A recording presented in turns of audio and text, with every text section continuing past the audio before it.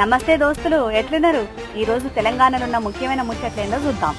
తెలంగాణలో భారీ వర్షాల కారణంగా ముంపు ప్రాంతాలలో సహాయక చర్యల్ని విస్తృతంగా చేపడుతుంది యంత్రాంగం. ఇప్పటికే జిల్లాలకు ప్రత్యేక నిధులు విడుదల చేసుడుతో పాటు సహాయక చర్యల్ని ఎప్పటికప్పుడు పర్యవేక్షిస్తుంది రేవంత్ సర్కార్.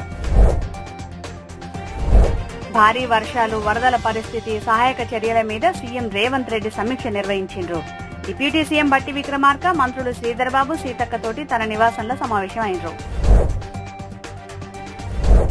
వర్షాలకు సంబంధించిన సమాచారాన్ని ముందస్తుగానే ప్రజలకు అందిస్తున్నది రేవంత్ సర్కార్.